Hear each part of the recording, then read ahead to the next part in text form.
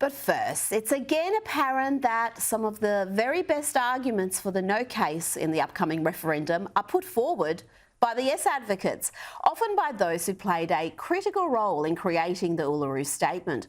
Over the years, yes advocates have been at pains to explain how there is a clear plan for voice, truth-telling and treaty. Here is Megan Davis, the architect of the Uluru Statement, explaining that the voice is directly linked to treaty. I'm sure Albo said that that was some sort of a wild conspiracy theory. Then the voice is inextricably linked to a coordinated approach to agreement making or treaty. And that was what was decided, right? We have this framework here of voice, treaty, truth. You know, what's the logic for that framework? And that's what the actual Uluru Statement is, the one pager.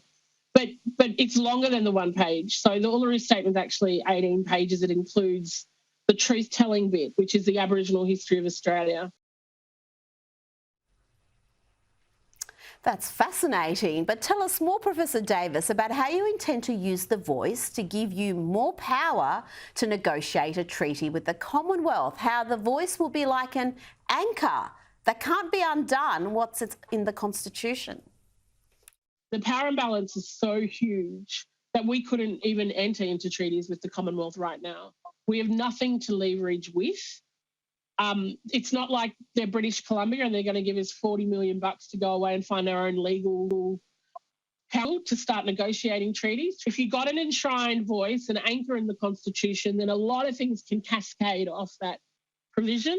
And until you have that anchor in the Constitution that can't be undone, as Auntie Pat alluded to with ATSIC, then it's going to be very hard for our people to forge out proper treaties in this day and age. You're retrofitting something so far since the invasion, first contact, that it's very difficult to do. Retrofitting something since the invasion. It's interesting how expansive the pro-voice advocates were back in 2021 before there was strong opposition to their long-term plans for the nation. Let's go back to 2021 again and hear Megan Davis explain how treaties are about lawyers and litigation. And that's what treaties are. Talk to the US, talk to New Zealand, talk to Canada. It's all about big law firms, a lot of litigation, being generated to interpret a treaty. And people just kind of felt, you know what, we need to be empowered. Our voice needs to be empowered. These days, Megan Davis likes to pretend that criticism of the race-based referendum and the Uluru Statement agenda is Trumpian misinformation.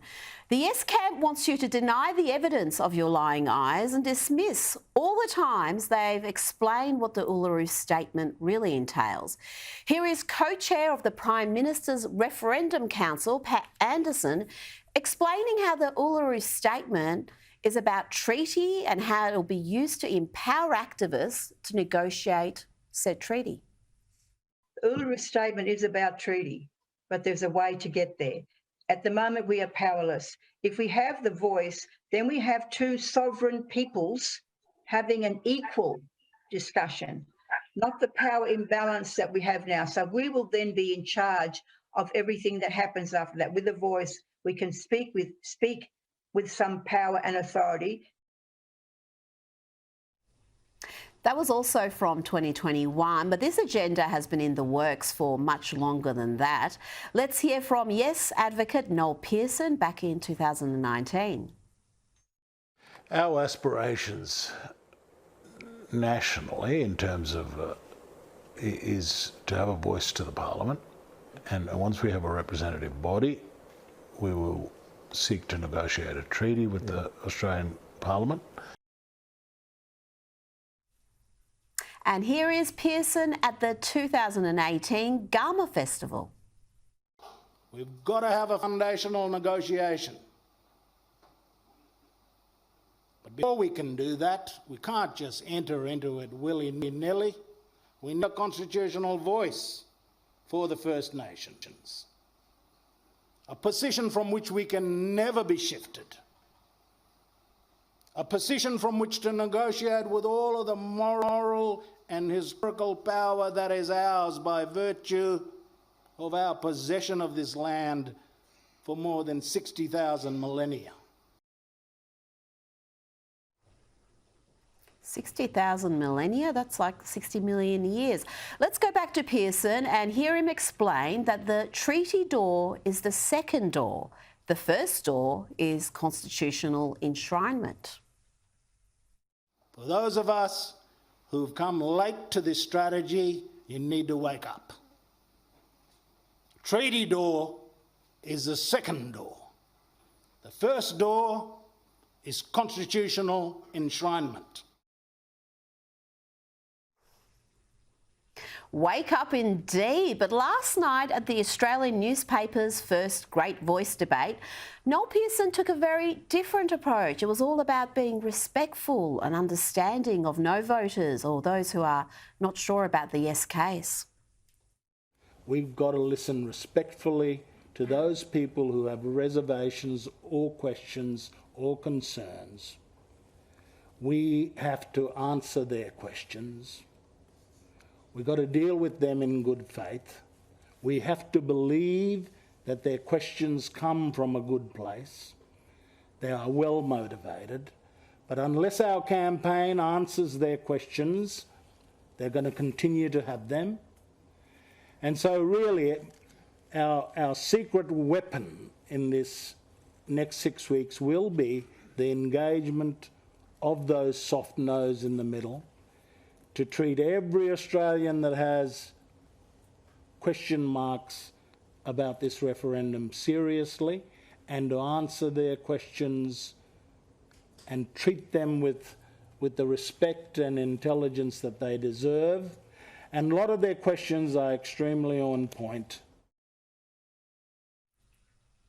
Wow, how tolerant and generous. It's almost enough to make you forget Noel Pearson's bullying antics, the manner in which he attacked Jacinta Nampijinpa-Price, Warren Mundine and Mick Gooda, just to name three. You'll remember earlier this year, before the polls had turned sharply against the Voice's race-based agenda, Noel Pearson launched into a spirited attack against his fellow Voice advocate, Mick Gooda. Pearson labelled the former Social Justice Commissioner a bedwetter who had done little for Indigenous people, all because Mick Gooda had correctly predicted that the Yes camp could be in trouble if they didn't change tack.